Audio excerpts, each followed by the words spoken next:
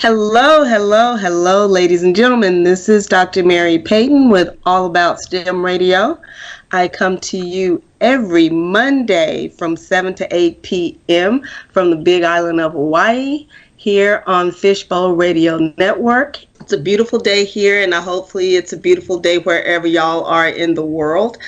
And I have a wonderful guest who was supposed to have been on last year, November, December timeframe, but we had the issue with the station flooding. So I'm catching up, and I've got him on the show today.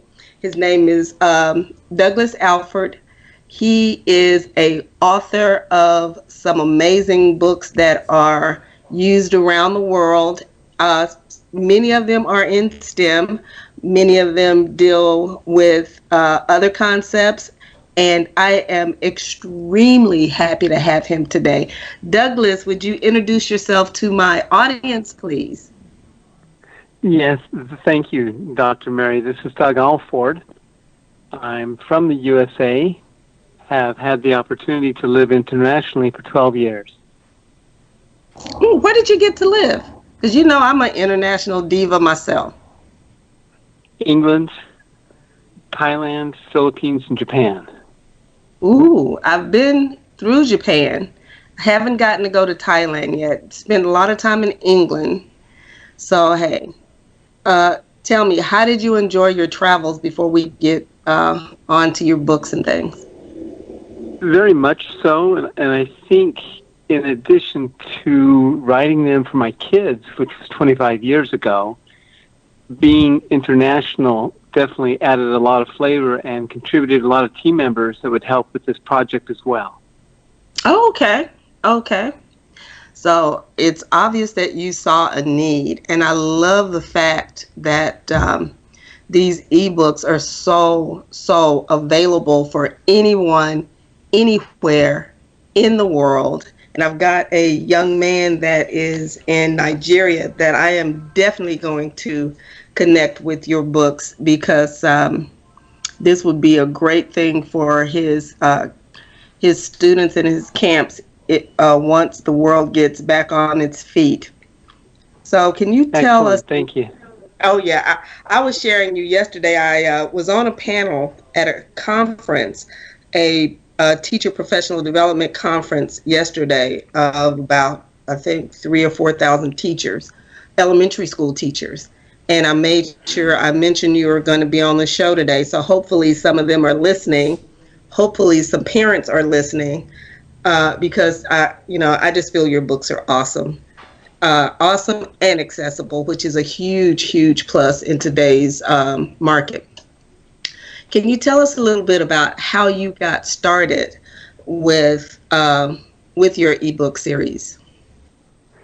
Yes. Briefly, my background is 30 years in aerospace engineering and project management. And 25 years ago, my kids were starting elementary school, and they weren't getting a lot of science. And I worked for Boeing at that time, had every other Friday off, and I started going and just started teaching them science. And as kids grow up and it's no longer cool for dad to go to school anymore, the books then sat on the shelf. And 12 years ago, a second marriage, my wife, Kat, is born in Thailand, adopted by Americans, lived in England, and she said, hey, make these into books and we'll give them away in Thailand. And so she encouraged me, and that started this. And today we have 150 titles, a lot of them very thin, short stories, and 4 million have been downloaded into 60 countries. Oh, wow. I mean, okay, how many titles did you say you had again? 30? 150. So we've got ebooks on Google Play, and they're all free, and videos on YouTube. We've got 2 channels there as well. Most of them are about science.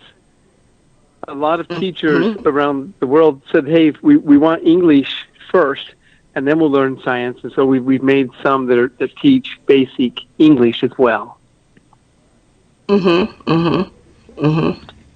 Now, Now, before we really get into the science pieces, your concepts aren't just science. Some of them are life skills, and I really liked that you have a series called Fun Fables, and it all teaches Yes, about ma'am. life skills. So, is that Yes. part of what came around with just the English, or did you see a need in having the life skills portion of that? Saw the need. President Roosevelt, if I paraphrase him, said to Yes. teach a person in knowledge but not morals is to educate a menace to society. And so Mm-hmm. I was at a teacher conference in the Philippines. It was the first back in 2014 with 300 teachers around. It's called ASEAN, Association of Southeast Asian Nations. And I was fortunate. There was 300 people and 2 with non-black hair. I was one of them. And Mm-hmm. I was talking with a teacher from Vietnam, and he said, "We like your books, but you know what the kids need? They need basic science. They need to be able to know basic human values." And so that was the start of putting these together. Like a bee sneezes and learns how to fix problems, or a fish and a bird learn to be friends, and hedgehogs learn to hug, and animals in a jungle learn about teamwork. That is so big now because, I mean, it's big all around the world, but it's becoming more and more necessary because, I teach middle school now. I decided to Okay. go back to the workforce, and a lot of my students don't want to work together. I don't want Right. to work with her. I don't want to work with him. Or can't you just Google it? When you ask them, is there another way that you can solve a problem in science, or another way you can solve a problem in engineering? Well, can't we just Google it? And I want them to think, so I can see where these are going to, where these probably have been so beneficial to students all around the world. And again, you have plants give, sharing. A lot of our kids need to know and understand that everything can't be mine. So now this particular series, how long did it take you to start pulling these together, or putting these together? It's been over 20 years that these have been Wow. in work, and some great people volunteered to translate them. A friend translated 15 of these books into Indonesian, and he's using them in a teacher college there in Indonesia. So it's humbling, and I appreciate all the team members that have helped with this effort. Okay. Now, how many languages are your books translated into? We have them in 15. So it started out in Chinese, and then Mm-hmm. put them onto Google Play. And of course, with all the firewalls, they didn't go anywhere. And they said, "Oh, let's go with Hindi next." And so we translated a bunch into Hindi, and this was Mm-hmm. back in 2016. We didn't know it, but Google was just going into India, and somehow they pushed our books, and that's why of the 4 million, over 1 million are in India. And it's, we didn't do anything special. We just lucked out that they happened to highlight us, I think. And so we've been very fortunate that the science books are popular in India. Oh, I've got a superintendent. I need to make sure I send her your information also. That is in a kind of a rural part of India. Hopefully she knows Excellent. of you. But if she doesn't, I am still going to make sure I provide her with your information. Well, not your information, but a link to your website and your information, so she can look at it and reach out to it. But Thank you. that's amazing.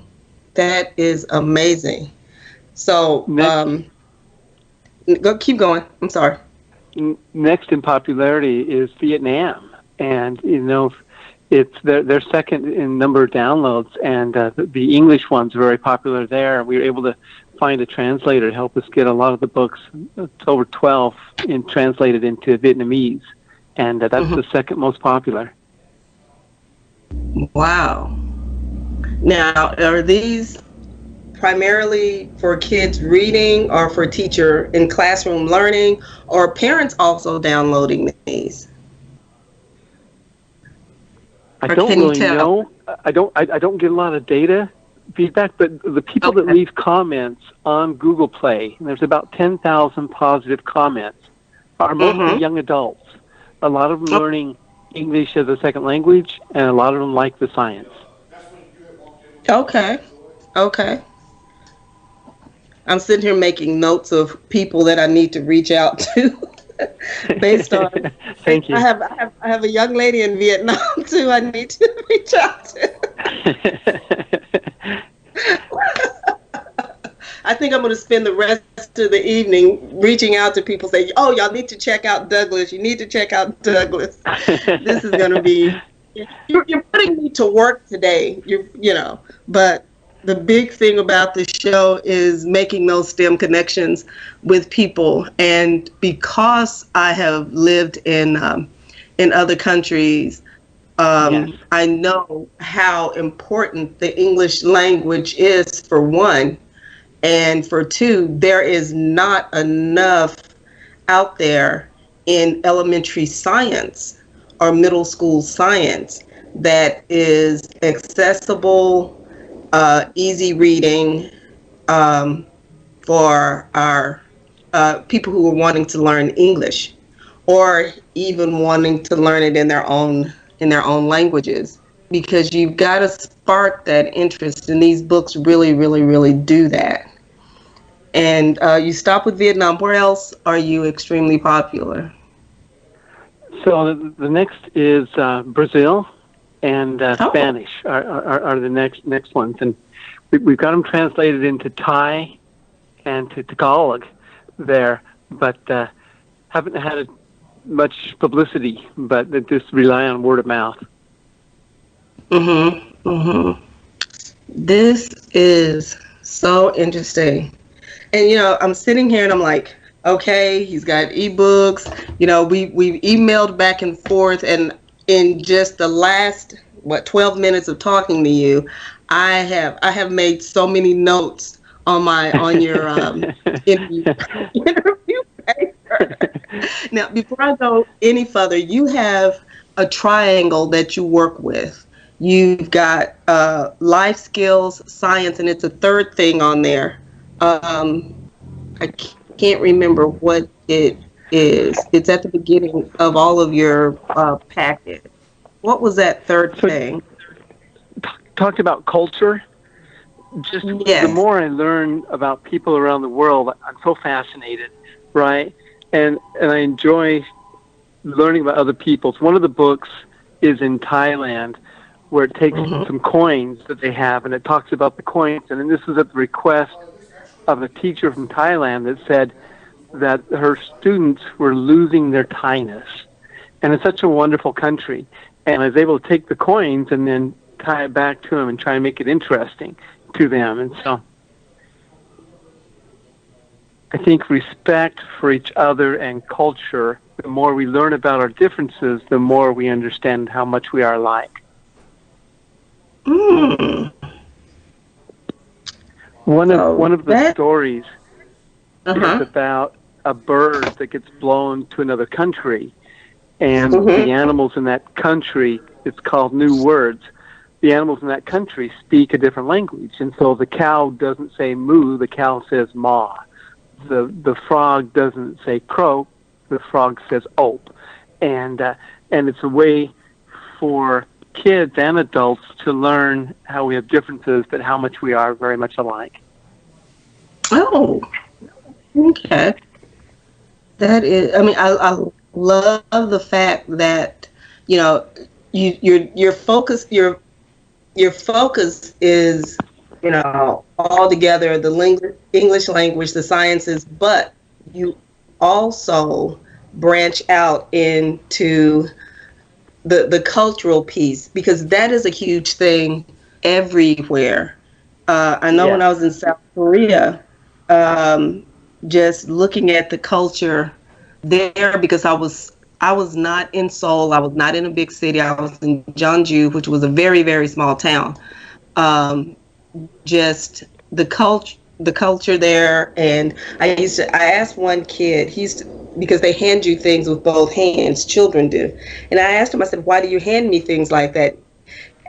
And he could not get the words out, respect for your elders. He said, I do it because you're old. And I had to not get offended by that. So right, when you understand the context. Yes. I had to learn things about their culture to make sure I could understand the words that they were saying, and not to offend or be offended. So that is so right. So I could just imagine someone coming here, especially a young man or young lady that don't know the nuances of our language or our dialect, or someone going from Washington State to Alabama. We have those nuances between our own states. So, but my wife likes to joke that I write children's books in addition to young adult and adult science books, but I write children's books because I'm on the same mental level, right? So she likes to joke that. And I think she's right. It could be curious and fun. But even though they're children's books, level one, there's 3 levels of Alford books. But level one are the simple ones. But I try to work science in even though they're simple. Like there's a one about sun above the clouds. And we're trying to talk about hope, but it's also an opportunity to talk about the sun, right? We talked about plants give, you mentioned that, and sharing, but also talk about how plants make the fruit and the vegetables, right? So always want to work science into it. So I was looking at the levels here. You've got ages 0 to 8 years and ESL, and 9 to 13 and ESL, and you're advanced. So you have easy, middle, and advanced.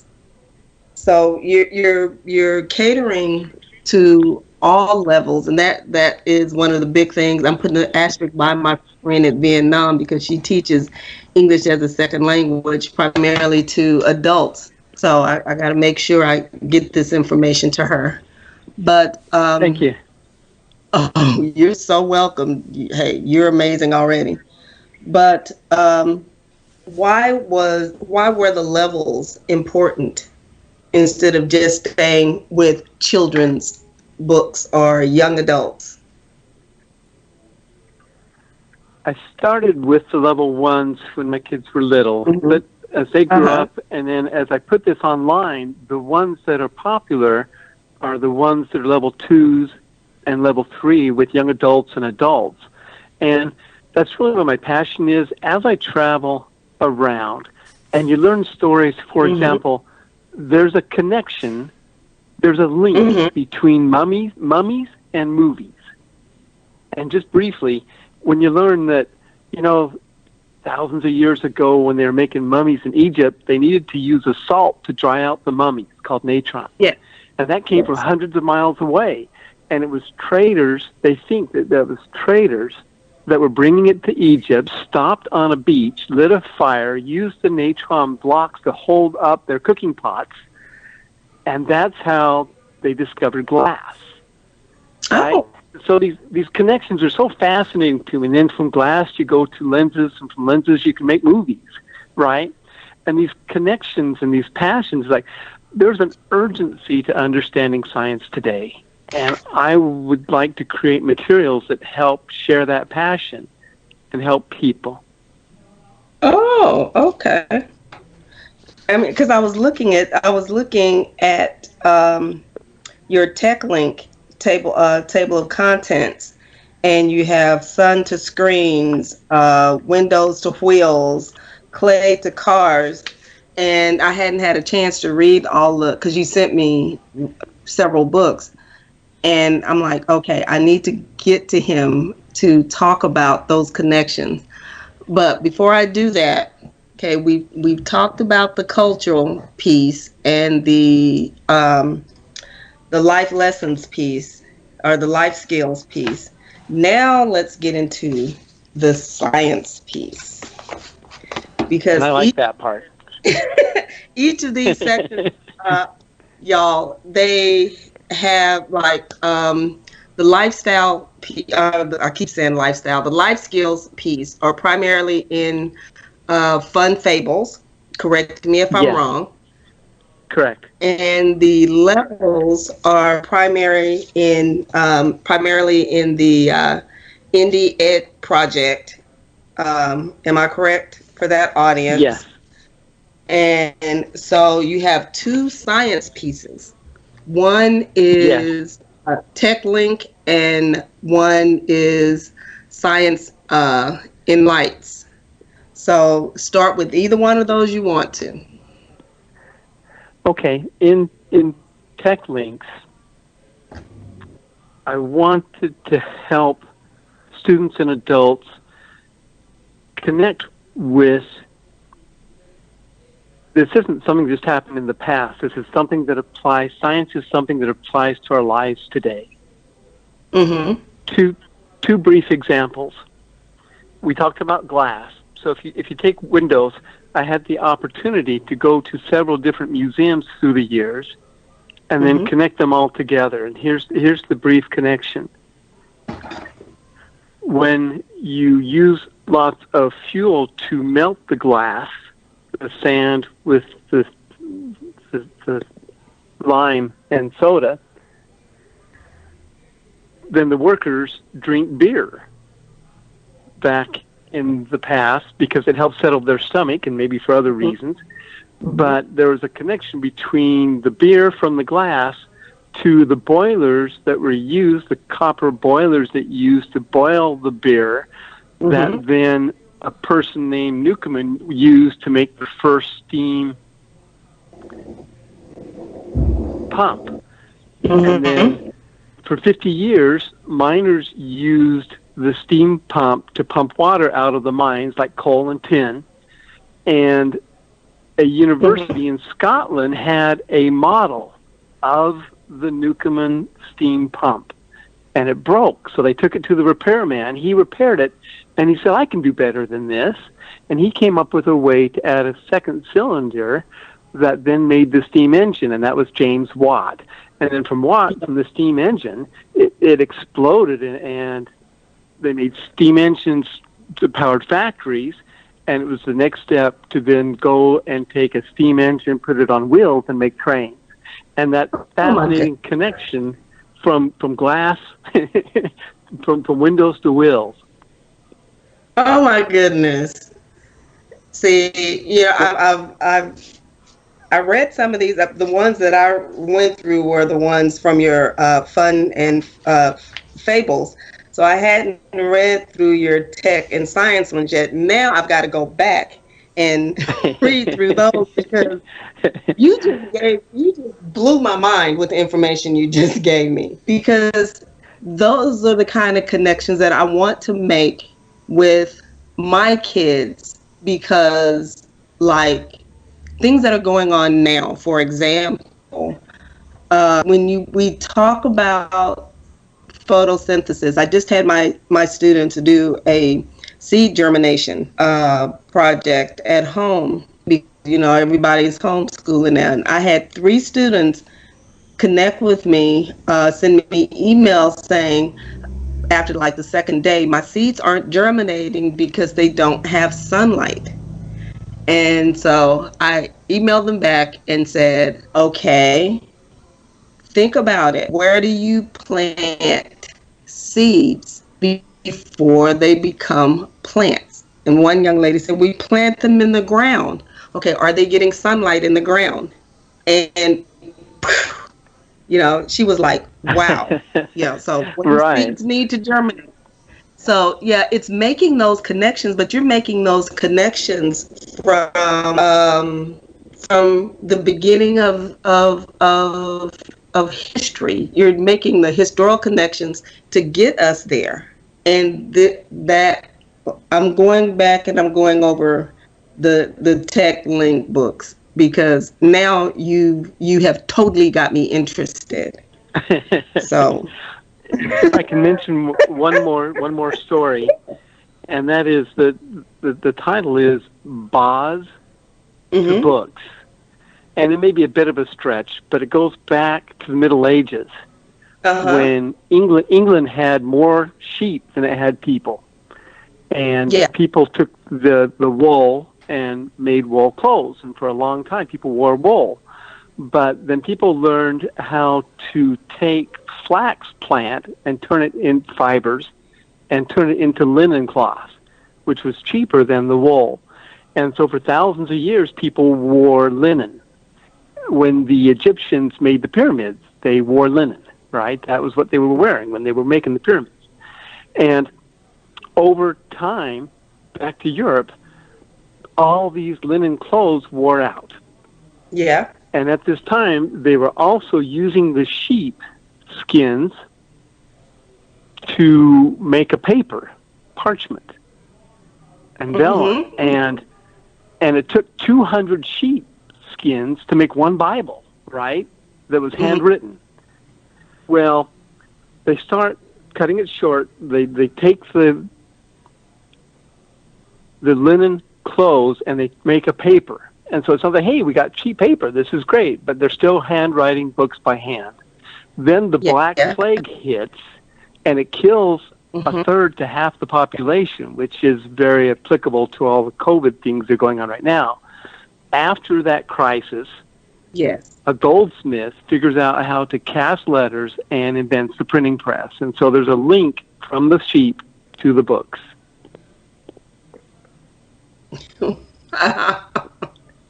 Yeah, see, you keep piquing my interest here because you have 7 books in that series, and now I've got to go and actually read all 7 books because I want to make that connect.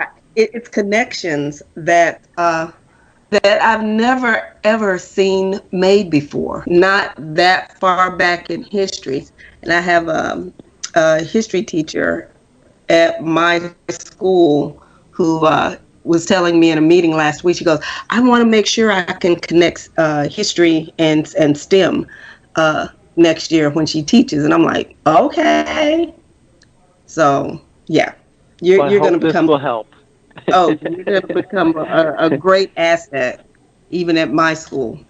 But um, I want to get to before because we're already at 29 minutes and of the 53 minutes that we have to talk. But I want to kind of get to the team of people that you worked with. So can you tell us a little bit about them? Can you give some shouts out to them? Can you tell us what kind of things they do with you and so on and so forth? Oh, definitely. First of all, I have a partner, Ramon, in the Philippines, who we've Mm-hmm. been working together for 6 years. And Mm-hmm. he will take my scripts and turning them into a video that is put onto YouTube. And we're struggling with subscribers and to get the word out, but he helps make excellent videos of make the multimedia presentation. His daughters actually do the audio. He puts it all together, and then we load them onto YouTube. And so definitely a shout out to him and his family. They've been with Alford Books, like I said, for six years now. Mm-hmm. Also would like to thank all the illustrators. And there's a lady from Thailand that my wife connected with that had done several of the books. Friends and family lead me to other people, right, that have helped. There are several illustrators that do it for free. And I hate mentioning one name and not mentioning all the names, right? A little leery of mentioning one name. But if you look at the quality of the illustrations, I'm so impressed with how much effort all of them put into that. And then so many of the books are downloaded onto smartphones. And so you don't have the luxury of a whole big printed page. You've got to get few words and the picture that fits on a smartphone screen. And I think the illustrators do such an amazing job of conveying the essence of the words and connecting with people, right? There's one book called Turtle Jumps, and the illustrator, I have a bit of a crooked grin from a broken jaw I had as a baby. That's another story. But she put my face, I'm not green, but she put me on the turtle, right, which I thought was fun. But people just love it and connect. Plants Give with Jim does such a great job of catching the essence of what that all means. So a shout out definitely to all the illustrators that have helped. And one final one would be to all the translators. It is not an easy thing to translate, especially technical and science, and you're trying to convey so much with so few words, and it's a real struggle. So the team that's been able to come together is just phenomenal, and I sincerely appreciate everyone's effort. Wow. Now, my other question, because we still haven't got into your science series, and I'm still going to go back to that, but if people want to get your books to use in their programs, or in this day and age, a lot of parents, if y'all are out there, Douglas's books, you need to get them for your kids. You need to go to YouTube and get his videos for your kids or for yourself. So for people looking for you, what is your website? What is your Facebook, if you have one? What is your YouTube channel? Can you share that information? I'm going to ask you this a couple of times more before we go off the show. I appreciate that. I've done better at making them than figuring out how to get them out there and marketing them. Do have a website. It's www.alfordebooks.com, where you can download free copies there. The best way is to go into Google Play. You can type my name in, Douglas Alford, and you can download. There's 500 different versions of the books on Google Play, and a lot of those are different languages. Like there's 200 plus language versions that are out there too, and then the two YouTube channels are. It's called SciQ, like IQ with science.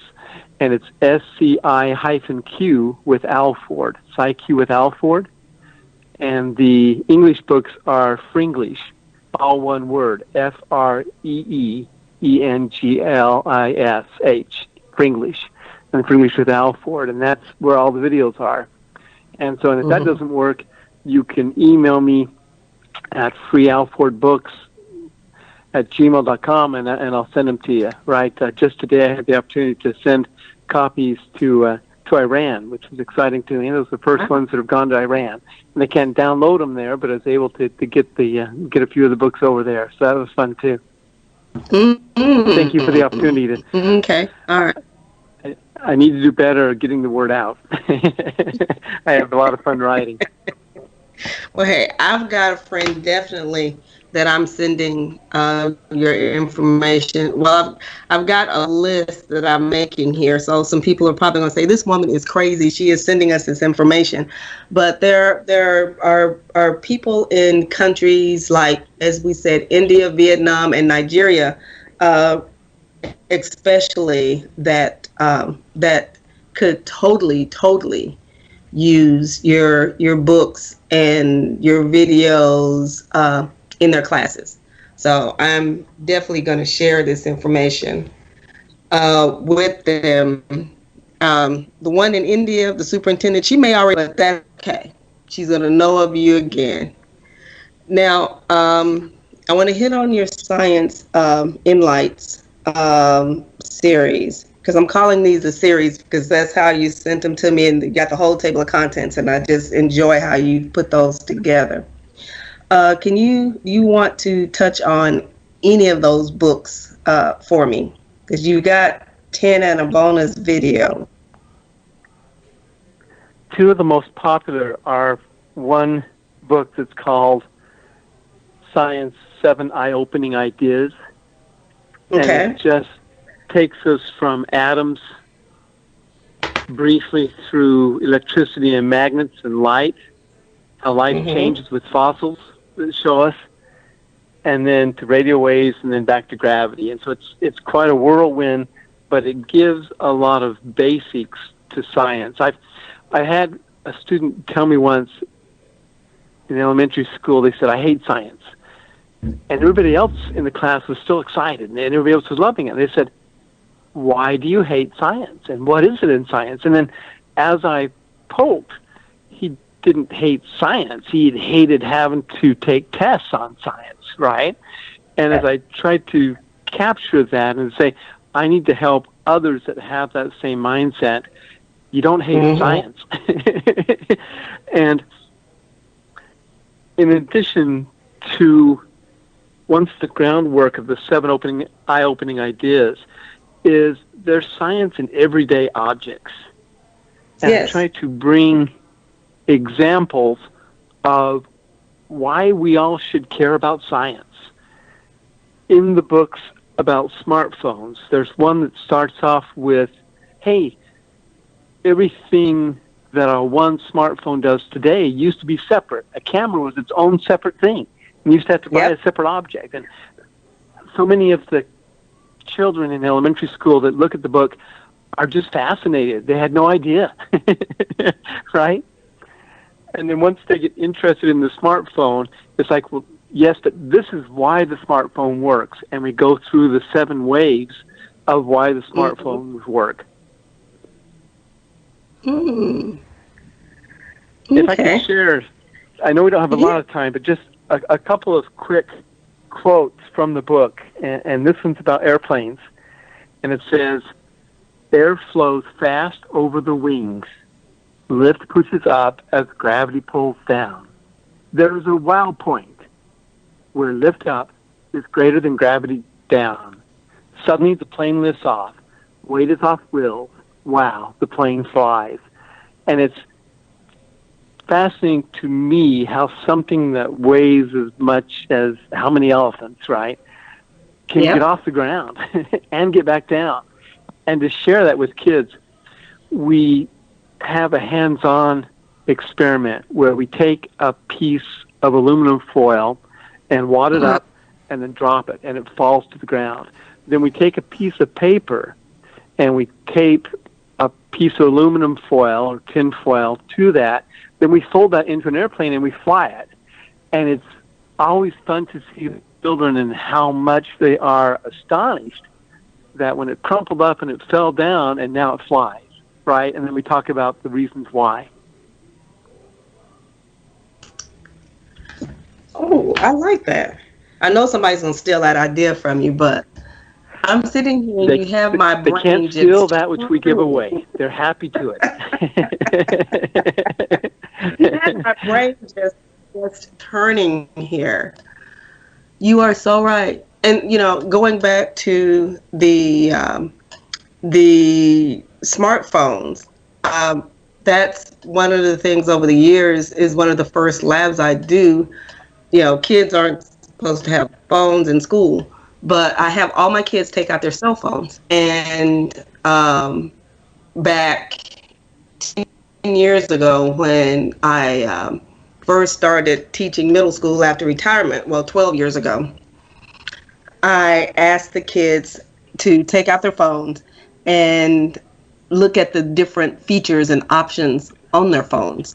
And again, what did they have before the phones that did some of those features and options? And back then, you know, it was pretty much you could take a picture. You didn't really have Wi-Fi like you have now. You didn't have the video capabilities and so on and so forth.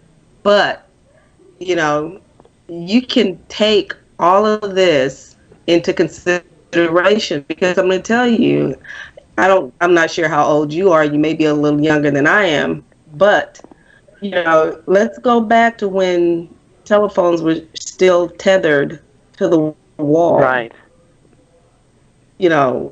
So many kids will never see that.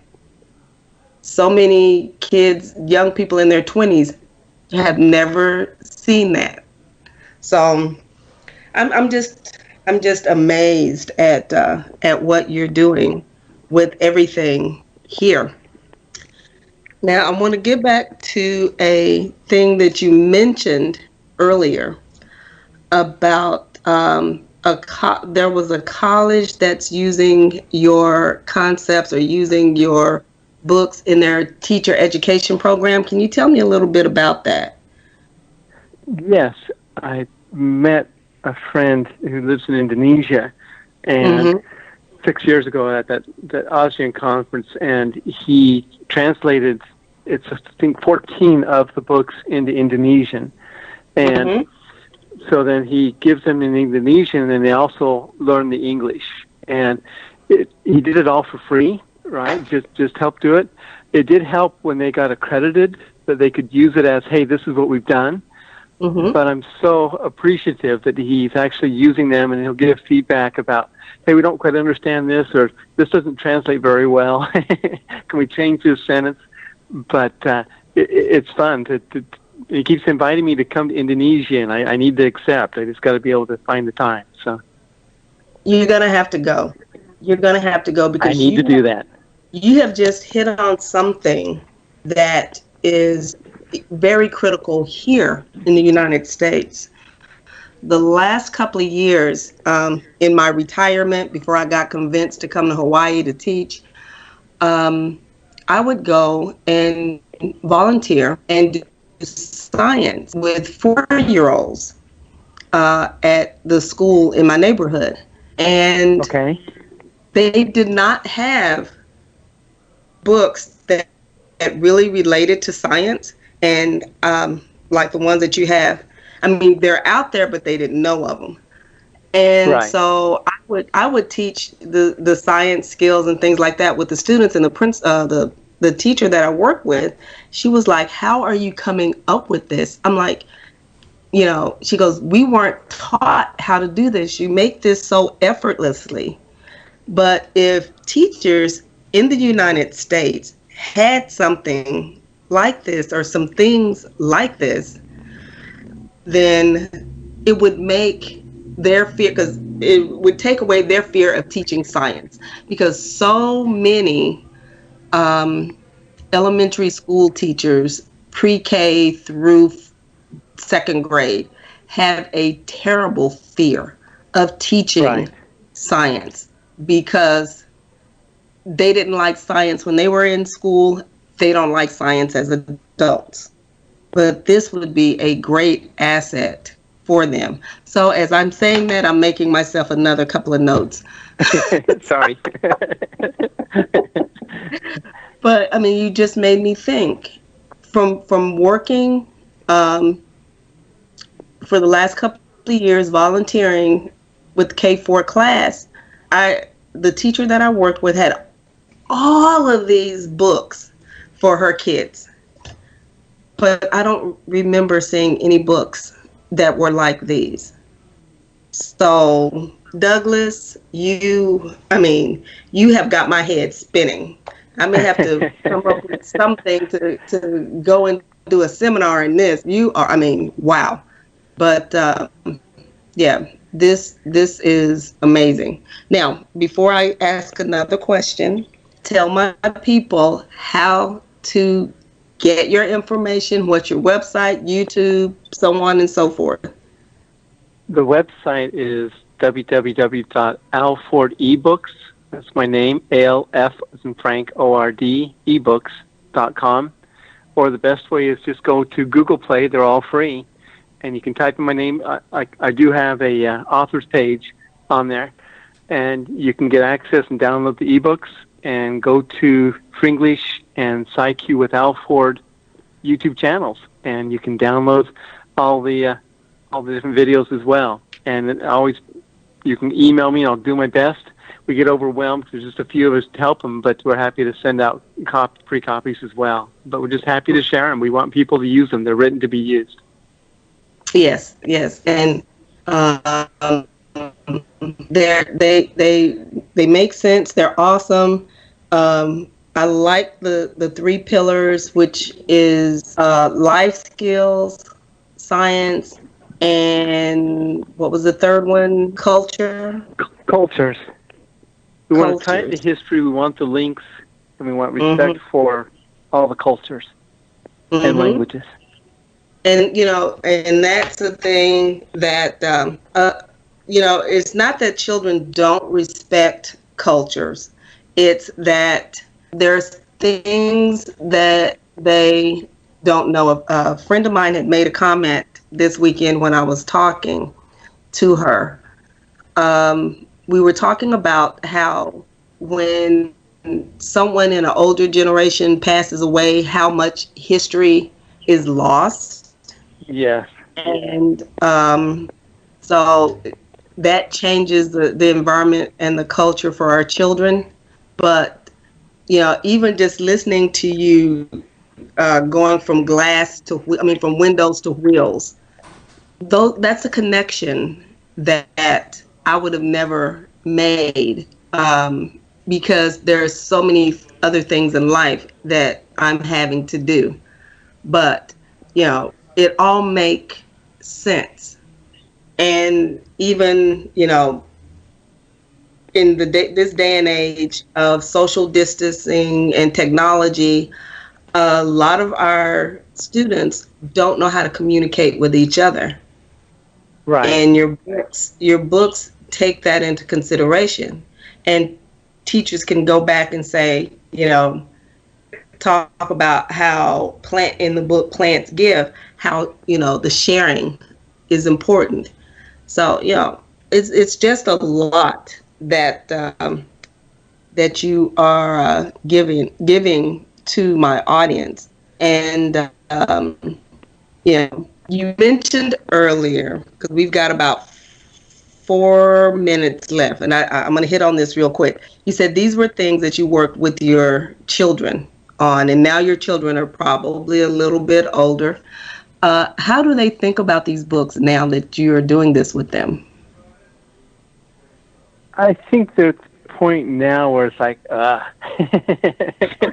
right, because I bothered, and they came to the museums with me so many times, right? And I think in their 30s now, they're kind of like, But I kind of hope as they mature more that they'll realize they were part of this exciting adventure.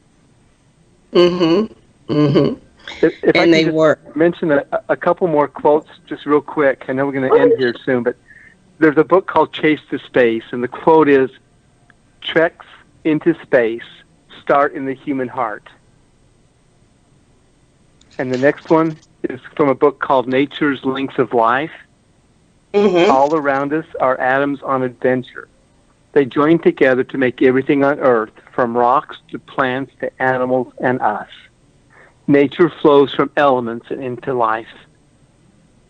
And the last one, it's a level 1 book called Space Maps, and it says, each map is made by someone with the courage to explore. And I hope that's what Alford Books can help do, is give an interest on why science matters, tie it to everyday objects, and help give skills as we adapt to the massive changes like artificial intelligence that are coming, right? The robots, the bots. Yeah. Because, just think of where you can go with this. You've gone to the past, to the present, to the semi-future. But yet and still, there is so much further you can go with this. And look at our situation that's going on right now with COVID-19. Parents have time to actually read with their kids and sit with their kids and do things with their kids that they didn't have that time to do before because of of work and other, work, getting dinner done, doing laundry, cleaning the house, taking care of the dog, the 50 things we have to do in the arena of a day. But now, your books will make everybody think, not just teachers, not just kids, not just someone who's trying to learn English, but also parents who are now home with their children on a daily basis and looking at the fact that, we're now responsible for our child's education, and help them to make make those connections.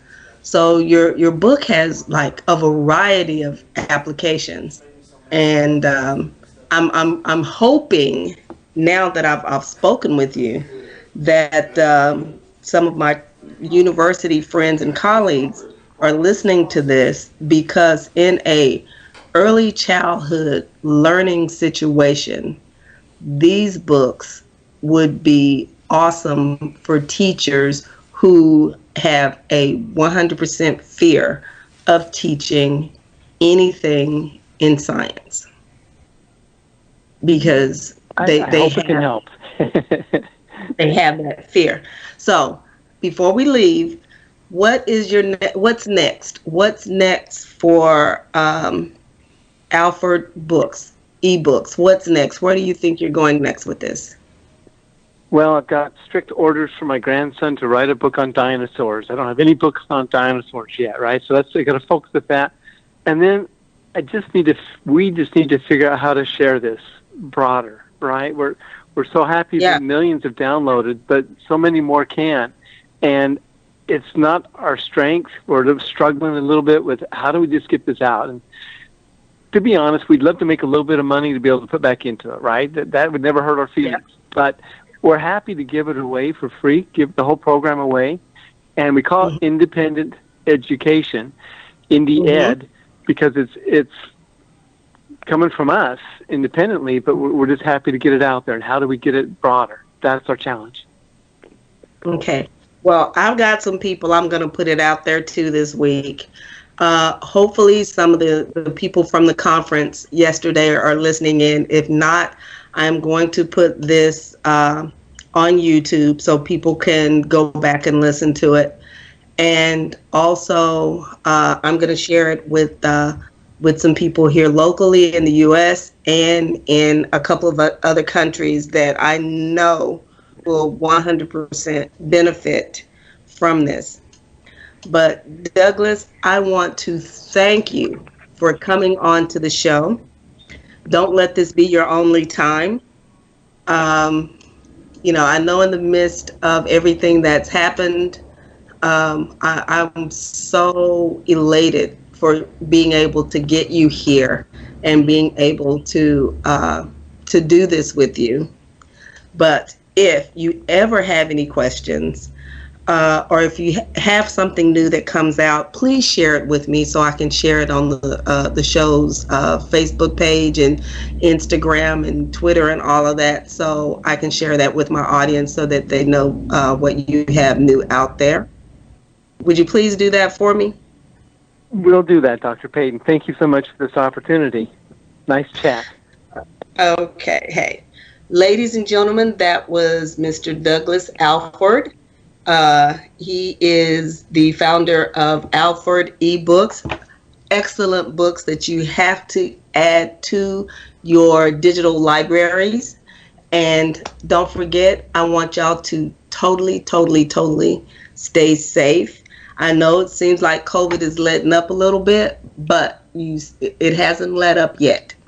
So without further ado, don't forget to join me again next week here on the All About STEM radio show on next Monday from 7 to 8 Central Time.